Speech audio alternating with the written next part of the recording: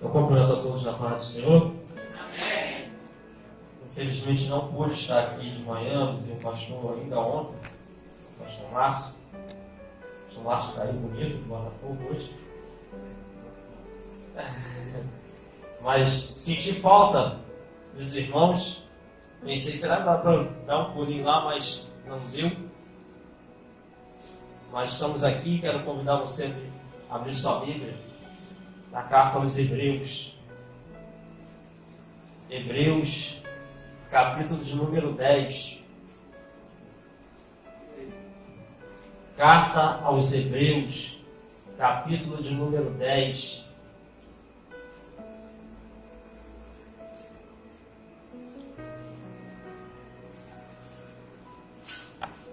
Nós vamos ler do versículo 1 até o 4 e depois vamos pular para o 9 e vamos até o 14, amém? Quem achou, dê glória a Deus. Glória a Deus. Quem não achou, diga, me espera. Eu espero você mais um pouquinho. Hebreus 10, do 1 em diante. Vamos ler. Ora, visto que a lei tem sombra dos bens vindouros, não a imagem real das coisas, nunca jamais pode tornar perfeito os ofertantes, com os mesmos sacrifícios que de ano após ano, perpetuamente, eles oferecem. De outra sorte, não teriam cessado de ser oferecidos, porquanto os que prestam culto, tendo sido purificados uma vez por todas, não mais teriam consciência de pecados. Entretanto, nesse sacrifício faz-se recordação do pecado todos os anos, porque é impossível que o sangue de touros e de bodes remova os pecados. Olhe comigo ao versículo 9. Então acrescentou: eis aqui estou para fazer, ó Deus, a tua vontade. Remove o primeiro para estabelecer o segundo. Nessa é a vontade que temos sido santificados, mediante a oferta do corpo de Jesus Cristo, uma vez por todas. Ora, todo sacrifício se apresenta dia após dia a exercer o exercício. Todo sacerdote se apresenta dia após dia a exercer o exercício sagrado e a oferecer muitas vezes os mesmos sacrifícios, que nunca jamais podem remover pecados. Jesus, porém, tendo oferecido para sempre o único sacrifício pelos pecados, assentou-se à destra de Deus, aguardando daí em diante até que seus inimigos sejam postos por estrado dos seus pés.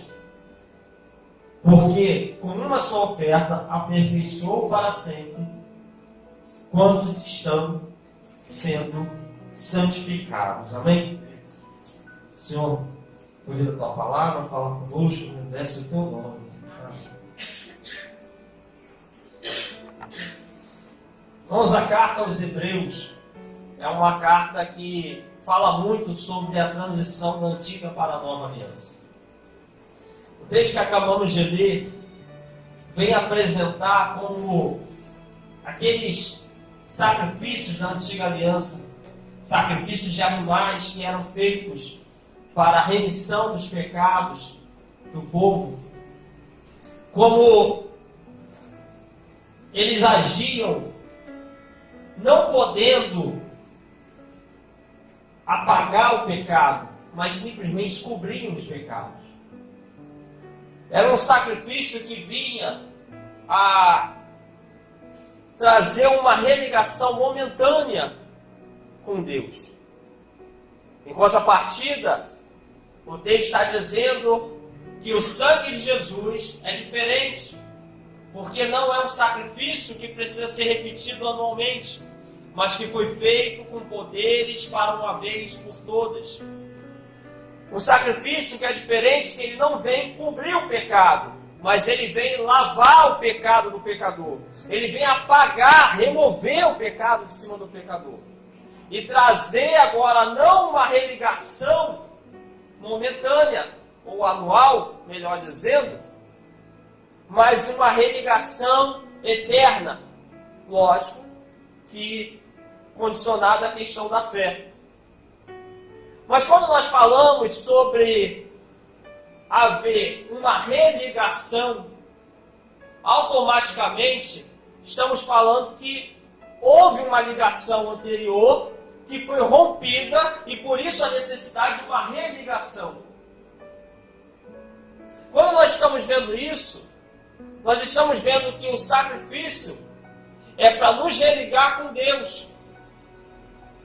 Porque outrora houve uma ligação que foi rompida. Uma ligação de Adão e Eva com Deus. Aonde o homem foi formado a imagem e semelhança de Deus. Não uma imagem física.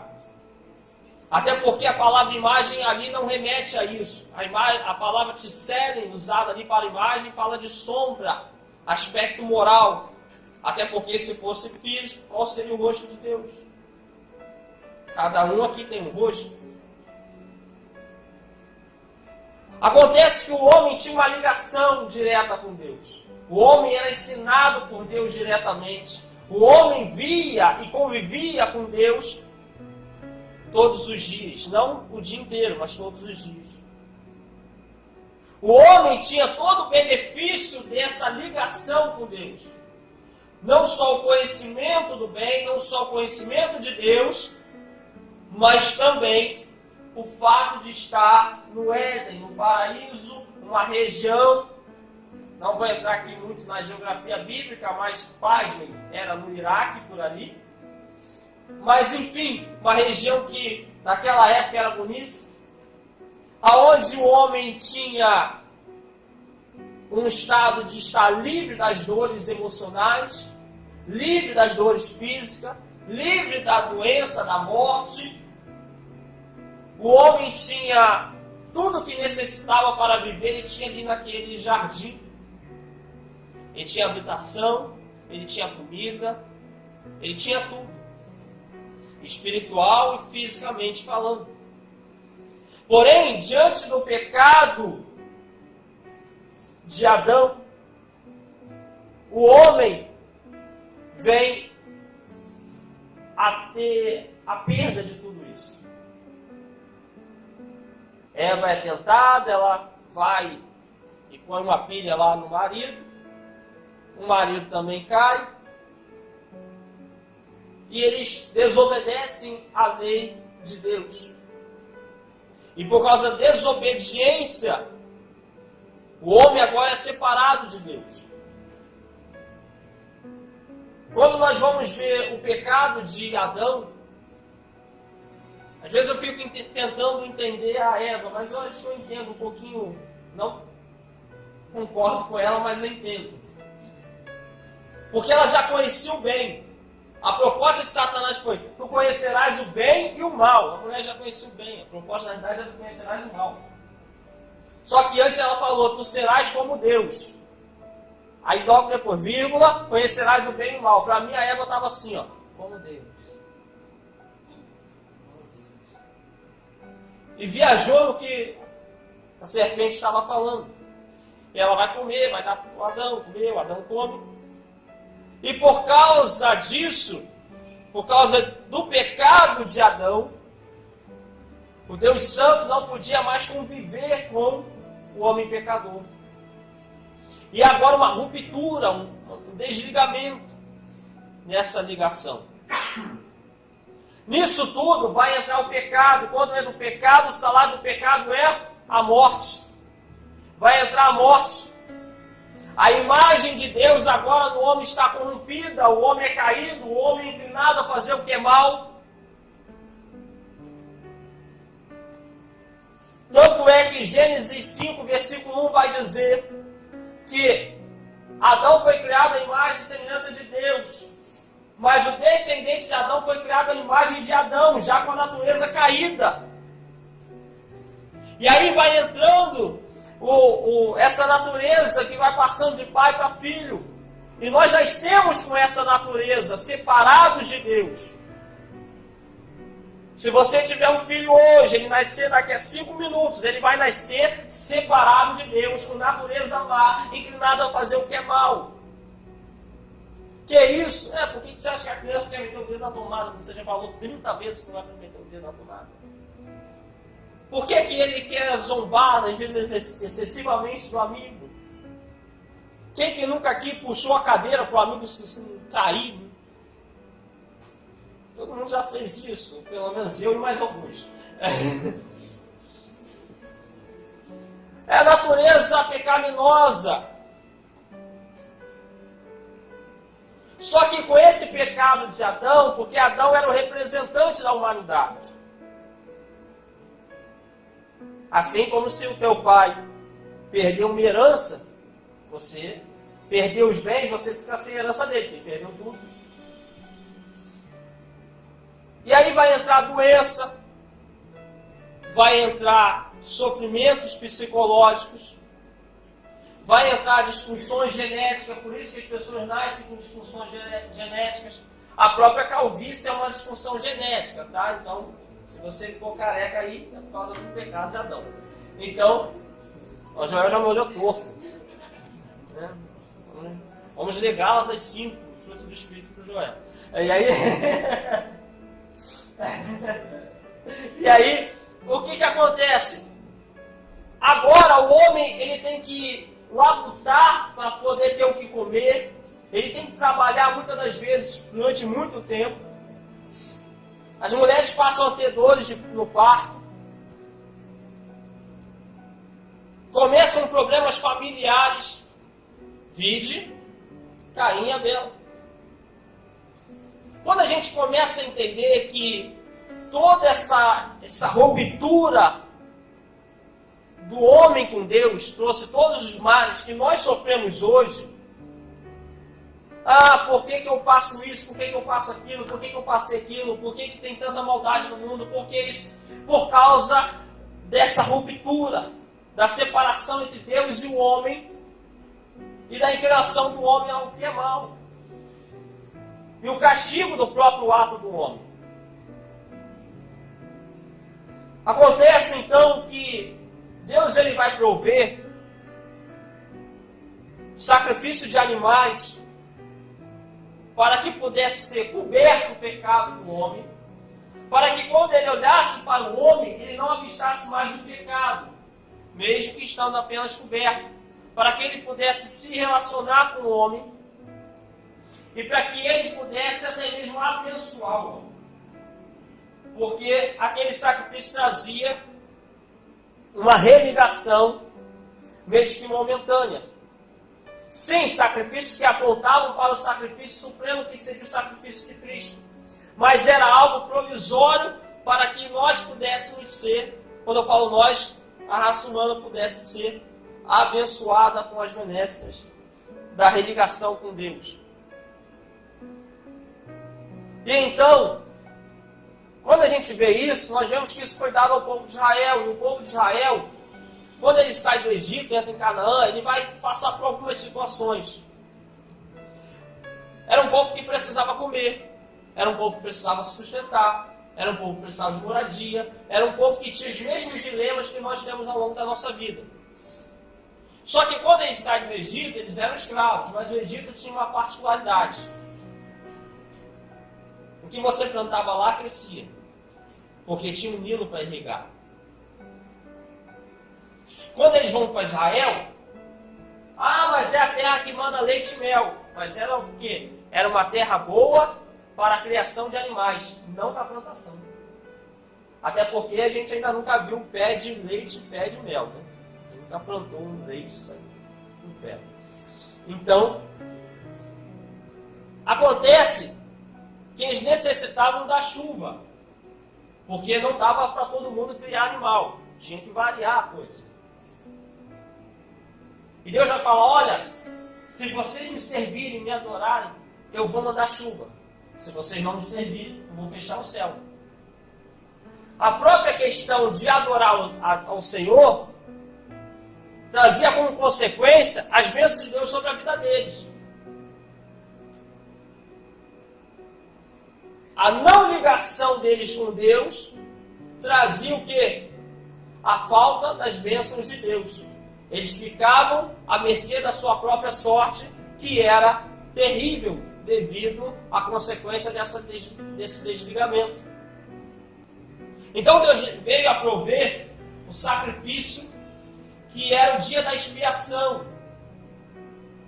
No dia da expiação, o pessoal levava as suas ovelhas, seus touros, seus bodes, enfim, para o templo em Jerusalém, para que fosse ofertado ao Senhor, sacrificado ao Senhor, para que a partir dali, ao Senhor aceitando a oferta deles, eles pudessem ter mais um ano de remissão de pecados e mais um ano de bênçãos.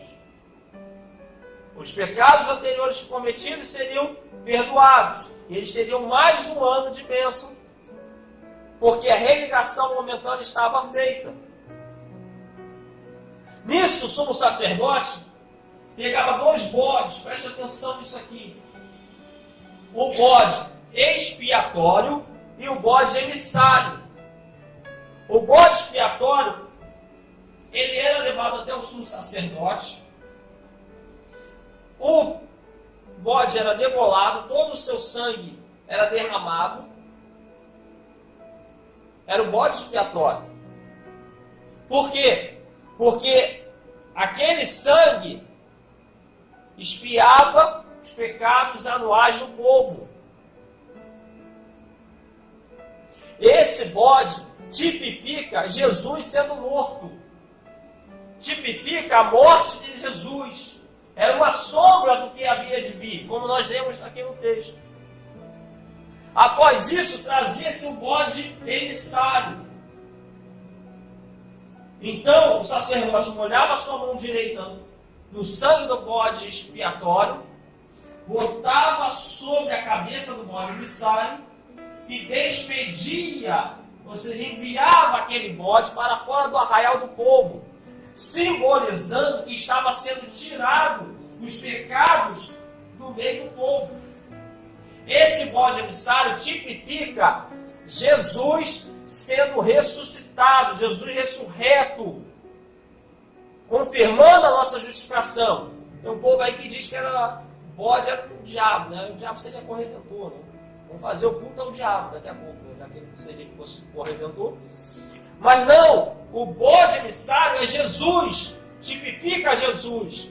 Tanto é que quando João Batista olha para Jesus, ele vai dizer: eis aí o Cordeiro de Deus que tira o pecado do mundo. Porque assim como o bode emissário levava os pecados para fora do povo, Jesus, ele tira o pecado de cima da gente. Então a gente começa a entender que Jesus é a religação. Mas uma religação que ela não é momentânea. Ela não é algo que tem que ser refeito de ano em ano. Mas ela é eterna e perfeita e suficiente para nos religar com Deus. Para que tudo aquilo que foi perdido, quando houve a ruptura lá atrás, venha agora a ser restabelecido por causa do sangue de Jesus. É por isso que Jesus, ele vai para a cruz. Ninguém levou Jesus, ele quis ir. Eu disse: Pedro, eu mandei tu pegar a espada para vocês se defenderem, não é para me defender. Se eu quiser, eu mando a polícia de anjo aqui, eu mato todo mundo. Diante de Pilatos, se eu quiser, eu destruo teu reino, Pilatos. Ele se dá. O Pai o enviou, mas ele vem em obediência livre. Ele se dá como Cordeiro de Deus. É por isso que Jesus, ele podendo se defender, ele fica quieto. Por isso é dito que ele vai como ovelha muda ao matadouro. Porque a ovelha, ela não reclamava. É por isso que Jesus aguenta as 39 chibatadas de uma azorraga, que era um chicote de 12 pontas, ao qual tinha pedaços de ossos nas pontas. E a cada chibatada fazia 12 feridas nas costas de Jesus, causando 468 feridas, as quais, quando o chicote batia, ele não voltava, ele ficava preso. E quando o carrasco puxava, faziam buracos nas costas de Jesus. É por isso que ele vai ser zombado e vai ficar quieto. É por isso que ele aceita uma coroa de espinhos que envolve toda a sua cabeça, não é como a gente vê no desenhozinho, só aqui não, pega tudo, igual um capacetezinho. E que vai furando o seu couro cabeludo e saindo sangue, que é a área vascularizada demais. Chega a entrar um pouco na testa, o osso mais duro da sua face é a testa.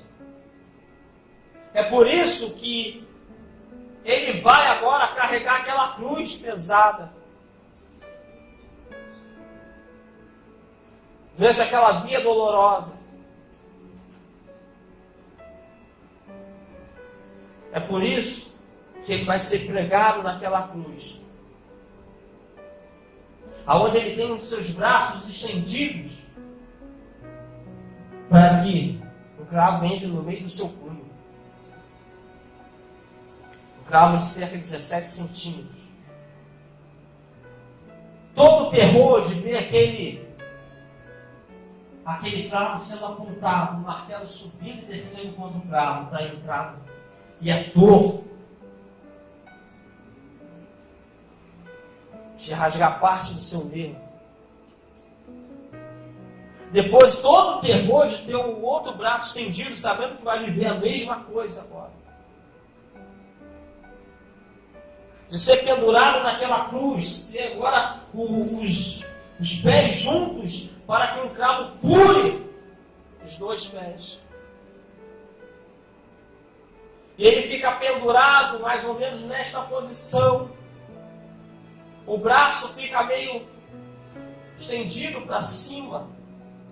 Só que isso durante muito tempo causa uma coisa chamada tetânia,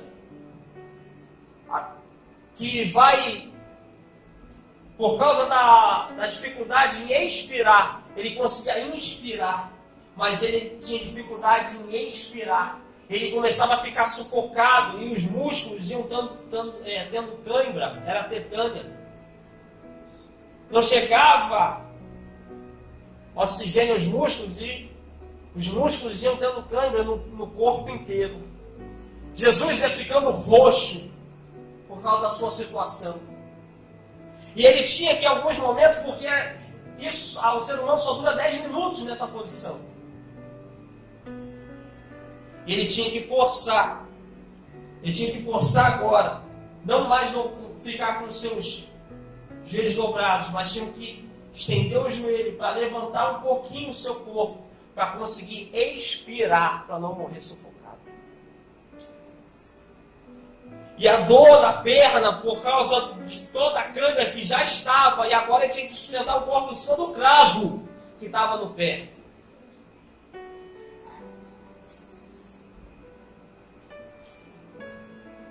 E assim ele ficava alternando. Minutos sendo sufocando. Minutos aguentando a dor sobre o cravo. Horas ali.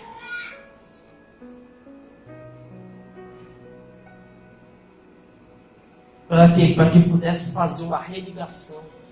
Porque nós não poderíamos pagar pelo preço que a justiça de Deus exigia, porque nós afligimos a santidade de Deus. Nós ofendemos a santidade de Deus, não só em Adão, mas através dos nossos próprios pecados. E o Deus Santo não podia estabelecer relacionamento com nós, pecadores, sem nós com Ele. Logo, sem isso, nós somos naturalmente alguém que caminha para o inferno. Sem essa religação, nós somos alguém que está fora dos cuidados de Deus, fora dos cuidados do Consolador, fora dos cuidados de alguém que quer te adotar como pai, e cuidar de você, quer te adotar como filho, e cuidar de você como pai. Cuida do filho. Fora da força que Ele te dá nos momentos difíceis. Fora das portas que Ele pode abrir que você necessita. Fora das curas emocionais, das curas físicas. Fora da paz que excede todo entendimento que Ele tem para nós. Fora de tudo que a ligação com Deus pode nos trazer. Ele vai aguentar tudo isso. É interessante que a gente fala, o sistema religioso matou Jesus. Não sei quem matou Jesus. Tá, eles tiveram sua participação.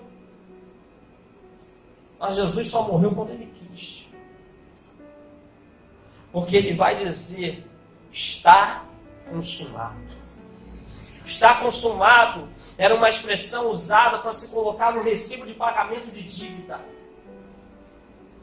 É por isso que Colossenses 2,14 vai dizer que Ele cravou o nosso escrito de dívida na cruz do Calvário. Por quê? Porque se eu tivesse uma dívida com você, quando eu te pagasse, eu pegasse o recibo, eu ia lá na porta da cidade, que era de madeira, ficava aquele recibo lá para todo mundo ver que eu paguei a dívida. Porém, nós não podemos pagar a nossa dívida com Deus, mas Ele pagou em nosso lugar. E Ele cravou na cruz, que era de madeira, lá naquele monte Calvário, para a cidade inteira ver. Ele disse, está consumado. A nossa dívida de pecado está consumada, está paga. E ela é efetiva a partir do momento que você crê no Senhor Jesus como Senhor e Salvador da sua vida.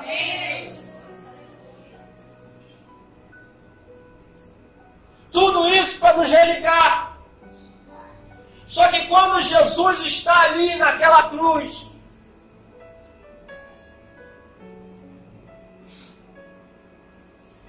muitos não vão entender. Como na realidade hoje, parece que muitos não querem entender.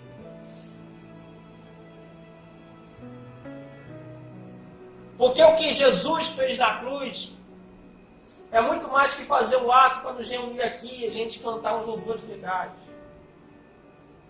Você fazer amizade. É muito mais do que isso. É muito mais do que se diz hoje, vem buscar a sua bênção. Venha receber. Ele é muito mais do que o Deus porteiro que prega aí fora, que só serve para abrir porta para os outros. Nada contra os porteiros, só um trocadilho.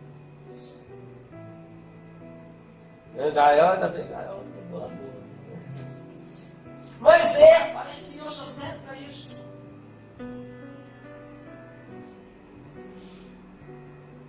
O que Jesus fez foi que quando nós ofendemos a santidade de Deus, a justiça de Deus requeria uma indenização, o amor de Deus entra em ação e diz, eu mesmo vou pagar a dívida de vocês que vocês têm comigo. A graça de Jesus, porque Ele vem em favor merecido, porque não merecíamos. O que é que você tem de bom para pagar pela sua dívida de pecado? Tudo que você faça de bom não vai cobrir a enormidade de pecados que você tem.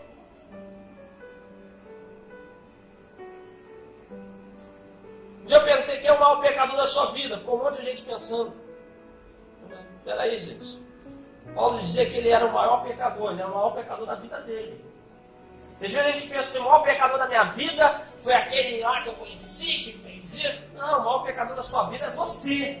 Miserável pecador, carente da glória de Deus. Nós já nascemos debaixo do pecado. Romanos 3,23 diz isso. Todos pecaram e são carentes da glória de Deus. Romanos 5, do 12 ao 21, fala muito claramente que por causa do pecado de Adão, o pecado entrou no mundo. E nós cometemos erros.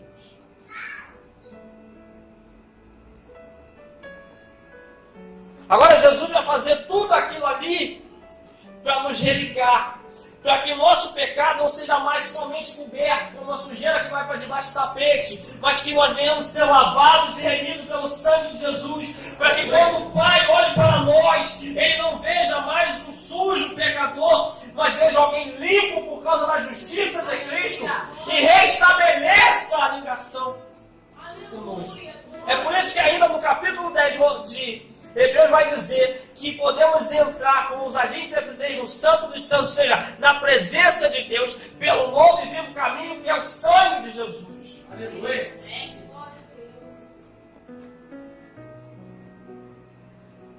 Nós entendemos isso. Nós deixamos de ser igual aos fariseus e romanos que lá estavam naquele Calvário. Porque quando eles olhavam, eles viam o nosso Cristo como um homem comum. Como um homem que foi surrado, espancado, zombado e recebeu uma dura penalidade. Um homem que tinha uma aparência, que como diz Isaías 53, que naquele momento não havia beleza alguma, porque agora estava todo ensanguentado, em vários momentos ficando roxo, moscas e mosquitos rondando a sua face, ventilando, enquanto dava para ventilar, né? Quando ele se suspendia sobre o cravo. Eles olhavam para Jesus e viam isso. Só que eles olhavam aquele homem e viam alguém que estava ali surrado, espancado, humilhado e derrotado, segundo a ótica deles. Mas quando o Pai olhava para Jesus, ele via o Senhor dos senhores e Rei dos reis. Ele via o Cristo que vive e reina. Ele via aquele que estava como o Cordeiro de Deus para pagar pela nossa salvação. Enquanto aqueles homens olhavam, viam Jesus com uma coroa de espinho, mas o Pai olhava do alto e via não a coroa de espinho na cabeça de Jesus, mas via a coroa de glória preparada para a nossa vida naquele grande dia. Enquanto os homens olhavam para a mão direita de Jesus, com um cravo naquele punho, e ali sangrando, eles viam aquilo, mas o Pai via a mão de Cristo sobre nós, estamos sobre ela, e nem nada nem ninguém pode nos arrebatar das suas mãos. Quando eles olhavam para a mão esquerda de Jesus e viam também outra mão furada no punho, o Pai olhava do céu e via a mão que cuida da nossa vida. A mão que cuida da sua vida nos seus dilemas, a mão que cuida da sua vida nas dificuldades, a mão que cuida da sua vida nos momentos de feridas, a mão que cuida da sua vida nos momentos de alegria, a mão que cuida de você como um pai cuida do filho. Enquanto se olhavam e viam os pés de Jesus ali, furados, o Pai olhava do céu e via os pés que nos conduzem por bastos verdejantes e águas tranquilas que refrigeram a nossa vida. Enquanto eles viam Jesus sangrando, sangue descendo, ele via o sangue de Jesus nos lavando, nos purificando, nos religando com ele. Enquanto eles viam alguém que estava ali aparentemente derrotado, o Pai viu Cristo vitorioso, que 3 dias depois, ao terceiro dia, vai ressuscitar, para confirmar a nossa justificação e religação com o Pai.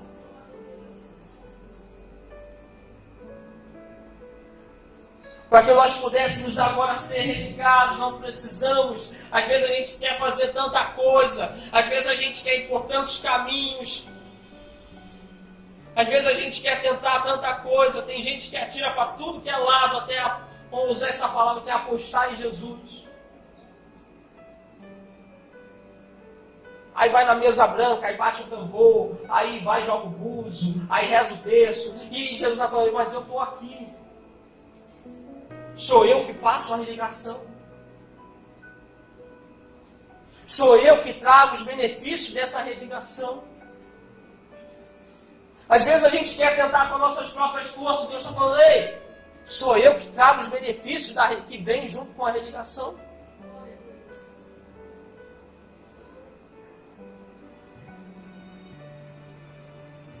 Acontece que nós temos os nossos dilemas. Se nós pararmos o culto aqui, cada um vai contar pelo menos 3 chutando por baixo. Você pode ter um problema de saúde. Você pode ter um problema familiar. Você pode ter um problema psicológico. Você pode estar numa fraqueza espiritual. Você pode ter um fardo muito grande sobre a sua vida nesse momento. Você pode ter frustrações e traumas que ocorreram no seu passado. E parece que trava você, te destrói por dentro. E às vezes você está pensando, como que eu vou vencer isso? Como que isso aqui vai ser superado? Como que eu vou mais adiante? E Jesus está dizendo, eu sou suficiente porque eu paguei de uma vez por todas a religação. Eu paguei de uma vez por todas esse conectar com o Pai. Ele está dizendo, por causa do seu sacrifício, essa religação com o Pai foi feita. Agora nós estamos sendo restaurados na nossa imagem. A imagem de Deus em nós está sendo restaurada.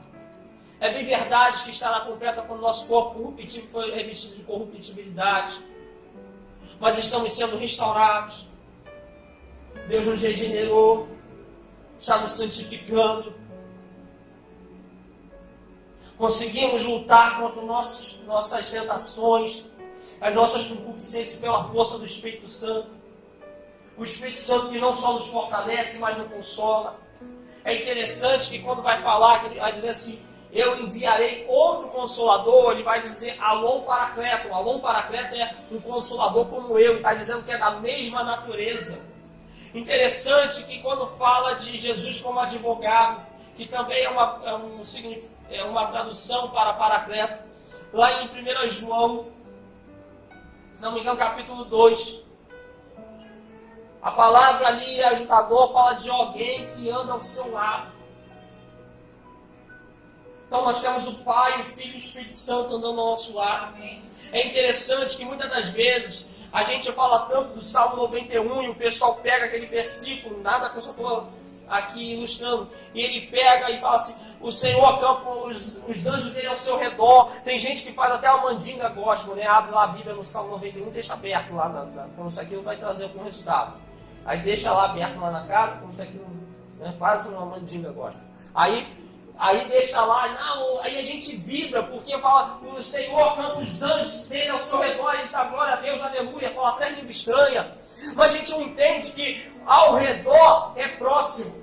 Mas ele está dizendo que ele anda ao nosso lado de mão dada conosco para nos fortalecer e nos ajudar. É interessante que a gente fala, não, estou vivendo uma guerra na minha vida. Só que a última defesa, ela sempre é a mais forte. E ele está dizendo o seguinte, nessa guerra, eu não botei o mais forte perto de você. Eu sou o mais forte, estou colado contigo para te ajudar e te dar a vitória. Ele está andando conosco ao nosso lado. Ele é suficiente para mudar a sua situação. Ele é suficiente para mudar aquilo que aflige a sua alma. Ele é suficiente para mudar a sua família. Ele é suficiente para mudar o seu casamento. Ele é suficiente para trazer a cura sobre você. Ele é suficiente para prover o sustento sobre a sua casa. Ele é suficiente para mudar a sua história profissional. Ele é suficiente para essa fraqueza espiritual. Ele é suficiente. Toda a instrução que nós da raça humana tinha lá, nós temos através da Bíblia e do Espírito Santo de Deus. Todo o cuidado nós temos. Toda a providência de Deus nós temos.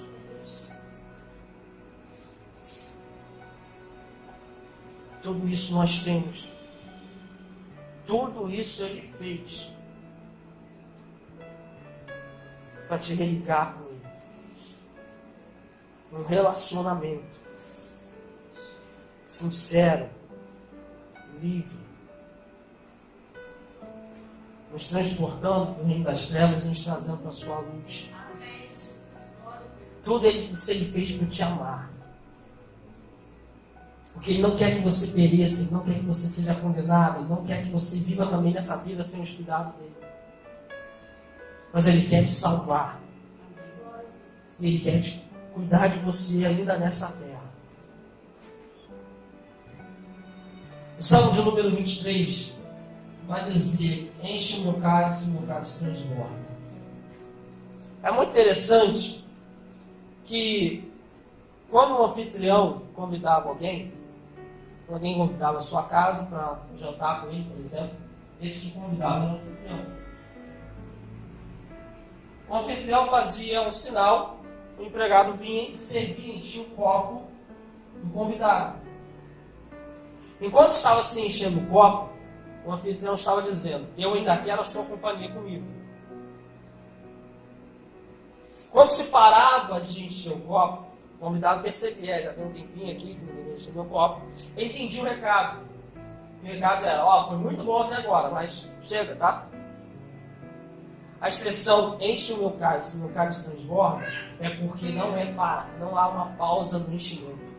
É enchido constantemente. Ele está dizendo o seguinte: que o anfitrião, Jesus, quer a gente da presença dele para todos sempre. Ele fez tudo isso por te amar, para te dar vida e abundância aqui, mas também para que você tenha a eternidade com Ele na glória. Tudo isso Ele fez por nós, sem merecermos. Mas o seu amor foi tão grande para conosco. E tudo que Ele quer é falar assim: estabeleça um relacionamento comigo. Entenda o que eu fiz na cruz por você. Entenda tudo o que isso gera na sua vida. E quando nós entendemos isso, nós passamos a ter um relacionamento. É tão interessante que no Antigo Testamento não se há expressão Pai, só Senhor. Jesus vai trazer a expressão Abba Pai para mostrar que Deus, Ele é mais do que Senhor. Ele continua sendo Senhor, mas é o nosso Pai que cuida da gente. É tão interessante que nós, a igreja, somos chamados de noiva. Noiva tem relacionamento, noiva tem carinho, noiva tem cuidado, noiva tem amor. Ele vai dizer: não vos chamo mais servo, mas vos chamo amigos. Amigo de proximidade. Amigo tem ajuda. Amigo tem dedicação. Ele está nos chamando para viver um relacionamento sincero, próximo dele. Para sermos cuidados por Ele como filho. Para sermos cuidados por Ele como noiva. Para sermos apoiados e ajudados como amigos.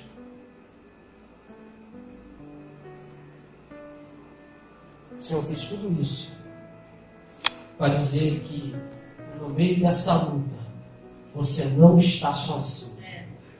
No meio dessa situação você não está sozinho. E que Ele é suficiente para mudar a sua vida. Amém? Eu quero orar pela sua vida. Amém? Vou pedir aqui para o pessoal do louvor que está ouvindo.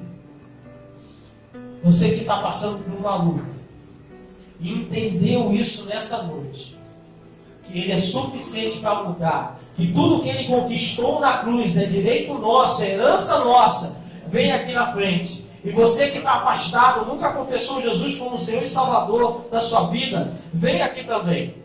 Se você sentiu, entendeu, sentiu o toque de Deus chamando nessa noite, e você quer viver tudo isso que Ele tem para você, vem aqui na frente.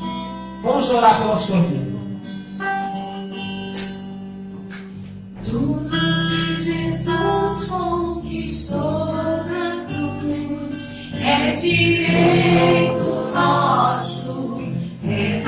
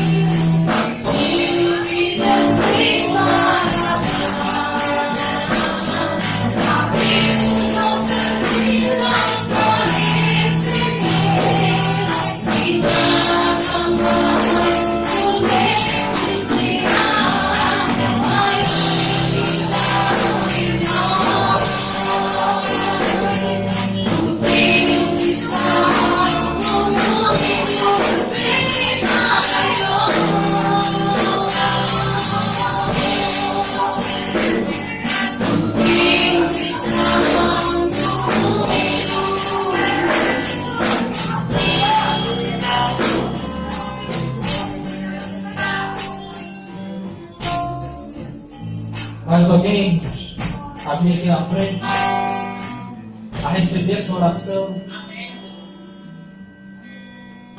Estenda as suas mãos. Senhor, nosso Deus e nosso Pai, Senhor. Obrigado, Senhor, por tudo que fizeste. Todo o seu plano da redenção. Todo o seu sofrimento. Que tu foi em nosso lugar quando éramos, para nós pagarmos pelo nosso pecado, mas tu foi em nosso lugar para não merecermos. Obrigado, Senhor, por todo amor.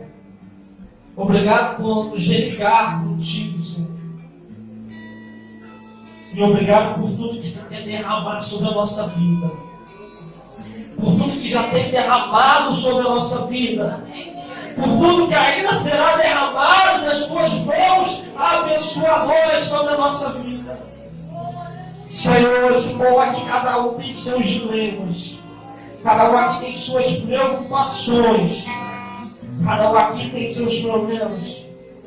Cada um aqui tem suas frustrações e traumas. Ou coisas que ainda não aconteceram, coisas que queriam que fossem diferentes. Mas, Senhor, tu jogou por terra toda a maldição que estava sobre a nossa vida. Tu jogou por terra o efeito do pecado. Tu jogou por terra, meu Senhor, tudo aquilo que vem para nos destruir. Então, Senhor, continua agora derramando e entra de providência, Senhor, nessa semana, Deus, daquilo que necessitamos, daquilo que tu conquistou para nós, daquilo que é herança nossa juntamente com Cristo, Senhor. Em nome de Jesus, derrama sobre a nossa vida, Senhor. Que possamos, Senhor, sair daqui entendendo que Tu és suficiente, Deus, na nossa vida. E que possamos nessa semana ter testemunho da Tua ação, Senhor. Em nome de Jesus, continua nos conservando contigo. Para não só vivermos as bênçãos nessa vida, mas também vivermos a eternidade contigo. Em nome de Jesus. Amém. Você pode aplaudir o nome do Senhor? Aleluia. Louvado seja Ele. A honra e a glória seja do Senhor. Amém.